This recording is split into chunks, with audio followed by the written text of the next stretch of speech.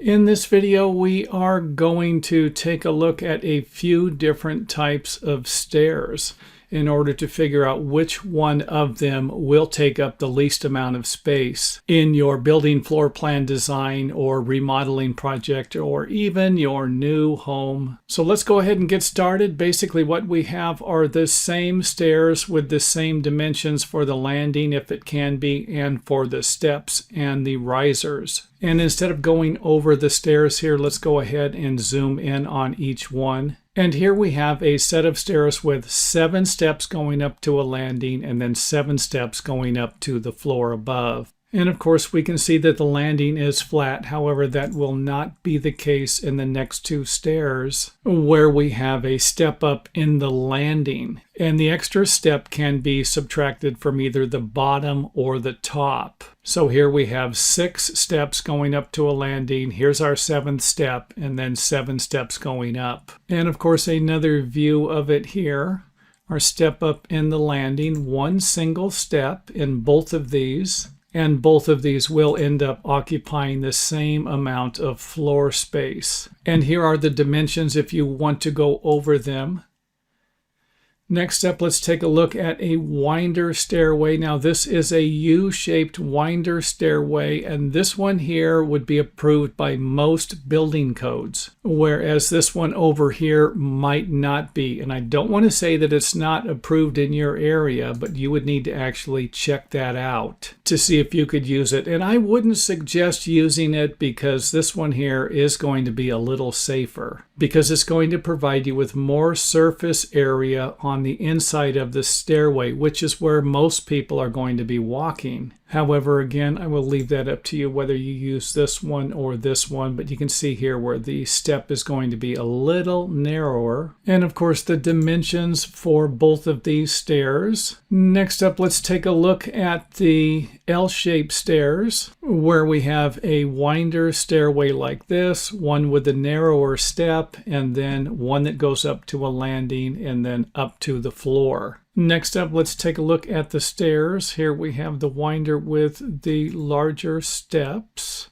and more area on the inside for your feet to stand on than this one here. And again, for this one here, if you could train yourself to walk up the center of the stairway, it might not be a problem. And for those of you who have a set of stairs like that, maybe that's something you should consider doing. And good old reliable here, 7 steps up to a flat landing, 7 steps up to the next floor. And then of course the dimensions for these stairways, 44 inches wide.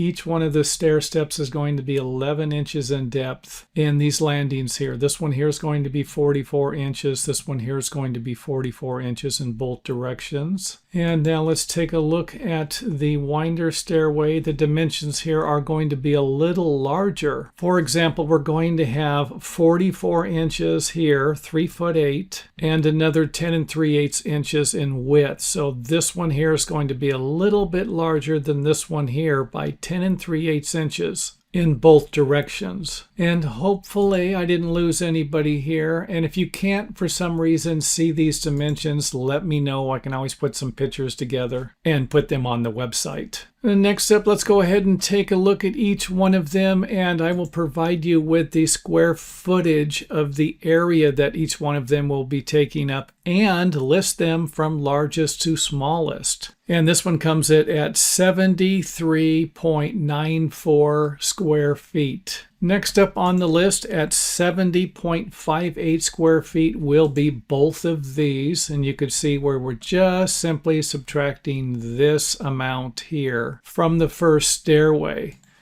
Next up, we have this one here, and since it is a winder stairway, I know a lot of people are going to be thinking that it's going to be smaller. Otherwise, why would you build something like this? So this isn't always going to be the case, especially with the ones with the larger steps. And it's going to be because of this center area here. So what we have here for this area right here is about 70 square feet. However, this area right here we would have to consider unusable, which provides us with another 7.72 square feet, or a grand total for this right here with the center area of 77.72 square feet, making it the largest stairway in our collection. Next up at 63.86 will be the stairway here with the narrow winders. And at 60.5 square feet, we're going to have this stairway here. And then we are going to have 60.2.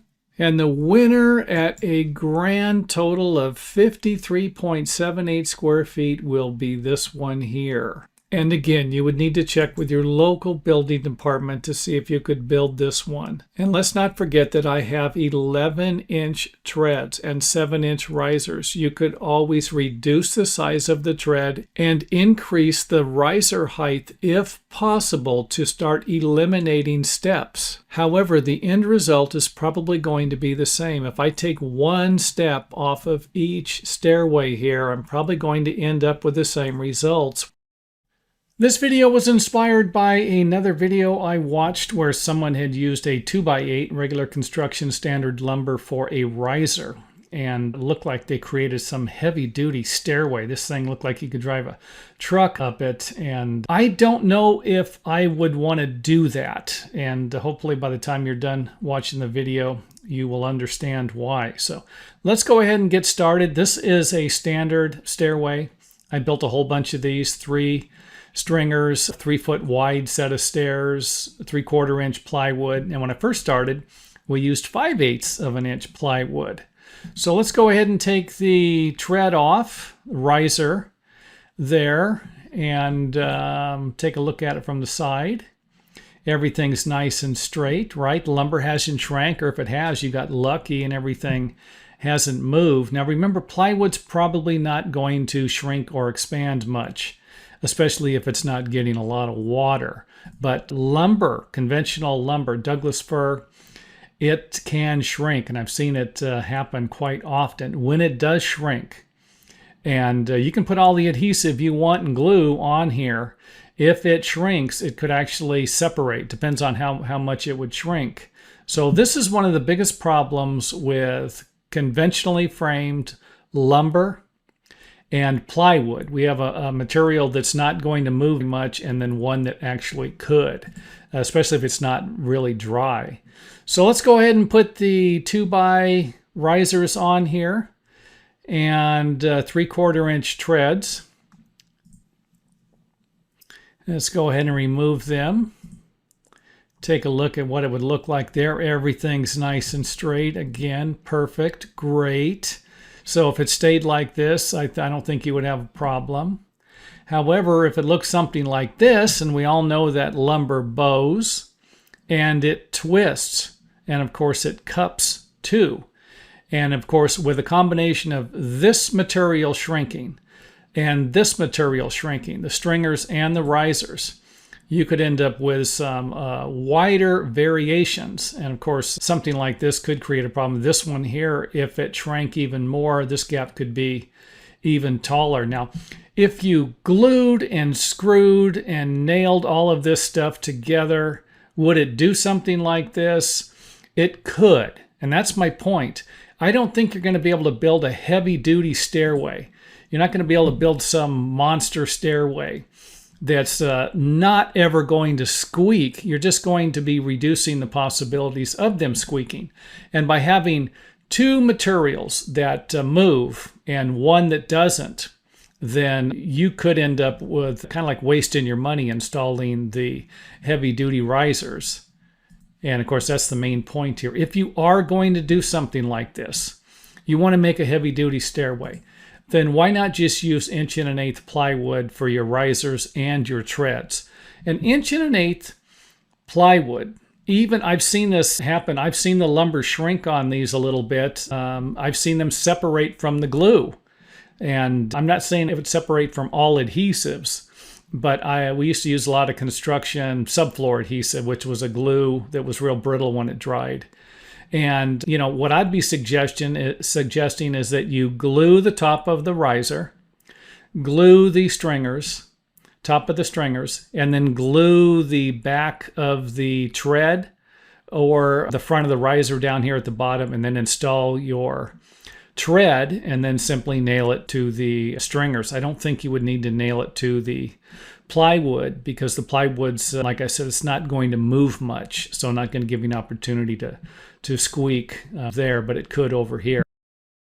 Here is another attempt to try and explain how your stairs with small steps and tall risers might be difficult to fix. So let's go ahead and get started with a stairway that has 9-inch wide steps and 8-inch tall risers. And you can see here that the length of the stairway is 8 feet 3 inches. And if I add a 1-inch nosing to each one of the steps, I'm not going to change the length of the stairway. I'm just simply going to move it over 1 inch. And this is actually the reason why I'm making this particular video, because one of our viewers asked if they could add a nosing to each one of the steps to solve their problem. And for the most part, it's going to help with you walking up the stairway, but it's really not going to do anything for you coming down the stairway. However, it could be a bigger problem if you somehow cannot firmly attach the 1-inch nosing to the stairway. For example, if someone was coming down the stairs and they stepped on the edge of this nosing and it broke somehow, then this could lead to an injury. So if you are going to add a nosing, make sure that it is firmly attached and make sure that it is not going to be creating a problem if you already have the minimum width or something a little smaller in this area. And most of the time that minimum width is going to be 3 foot from the nosing on the stairs to the wall. And this might not be that big of a deal, but we shouldn't be trying to solve one problem while creating another problem. Next up, let me try and explain this one more time. If you're dealing with a stairway and you want the steps to be longer, then you're going to have to make the stairway longer. If you want the risers to be smaller, then you're going to have to add steps to the stairway. So let's go ahead and do that. We're going to add 1 step to the stairway, and that's going to bring our rise down to about 7 3/8 of an inch. And you can see here where the stair steps are going to be progressively shorter as we work our way up the stairway. And again, all we did was add 1 more step to the stairway. Our stair steps are still 9 inches. If we want to add 1 inch to the steps to make them 10 inches, and we have 12 steps, then we're going to have to add an additional 12 inches to the overall length of the stairway. And if you don't have the room at the bottom because you're already at the minimum or close to it, then you can always extend the stairway, if you can, into the upper floor framing like we did here. So again, we can see the stair steps again doing the same thing it did in the previous example to solve this problem. So again, the main point I want to drive home in this video is that you can add a nosing to the stair steps with the understanding that it's not going to help you going down the stairs. It's going to help you going up the stairs, which could be worth it and a very inexpensive way to solve this problem. Or you're going to have to remodel the stairway. And the only way you're going to be able to do that is if you can actually extend the length of the stairway. In this video, we will provide you with a few things to think about before selecting lumber to finish your stairway. This would include exposed materials like steps and trim, but not stringers or framing components. So let's get started with my favorite. Red or white oak, a classic choice for stairs. Oak is strong, durable, and takes stain well. Red oak has a reddish hue and is slightly harder than white oak, making it a popular choice for a traditional look. White oak is known for its slightly higher resistance to moisture, which can be a factor in humid climates or for exterior applications. Then there is maple, which again is very hard and durable. Maple is known for its light color and resistance to wear and tear. It's often chosen for its contemporary aesthetic and can be stained to match various design styles, though it can be more expensive than some other options. Another good choice is hickory, which again is extremely hard and durable. Hickory boasts a pronounced grain pattern that adds visual interest. Great for high-traffic areas, hickory can withstand heavy use and maintain its beauty for years to come. It's also a good choice for homes with pets. Ash is strong and has a light color and attractive grain pattern that complements many decor styles. Often used for sports equipment like baseball bats, ash can handle impact and is a good choice for active households. It's also relatively easy to work with. Cherry is another great choice and is a beautiful reddish brown wood that darkens with age. cherry lends a touch of elegance to any staircase. Moderately hard and known for its smooth finish, cherry is a popular choice for formal or traditional settings. It can, however, be susceptible to scratches. Mahogany is a good choice and a premium hardwood with a reddish-brown color. Mahogany is known for its beauty and durability. Often used in fine furniture and boat building, mahogany offers a luxurious feel and can be a stunning addition to a grand staircase.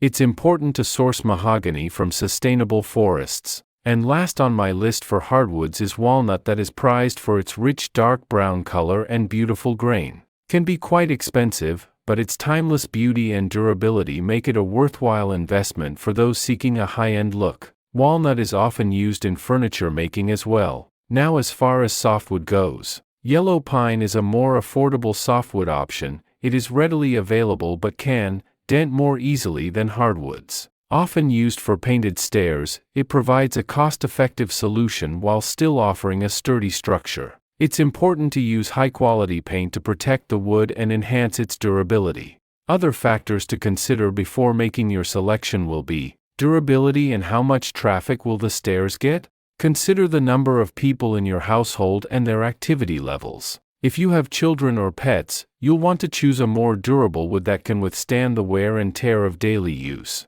Harder woods resist dents and scratches better. The Janka hardness test is a good measure of a wood's resistance to denting. Oak, maple, and hickory are known for their high Janka ratings, making them excellent choices for durable stairs. Softer woods, like pine, may be more prone to damage, especially as you move furniture or heavy objects up and down the stairs. What color and grain pattern do you prefer? Think about how the wood will complement your overall home decor. Consider the style of your home and the surrounding elements, such as flooring, walls, and trim. Do you want a light and airy feel with a wood like maple, or a richer, more traditional look with cherry or walnut? Then there's cost if that's an issue. Hardwood prices vary significantly depending on the species, grade, and availability. Remember that the cost of wood can fluctuate depending on market conditions and your location.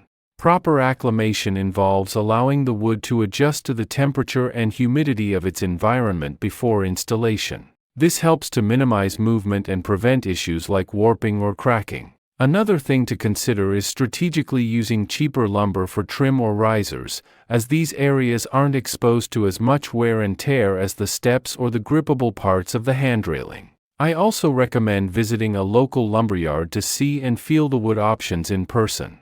And thanks for watching. If you enjoyed the video, let us know by hitting the thumbs up button or letting us know in the comment area.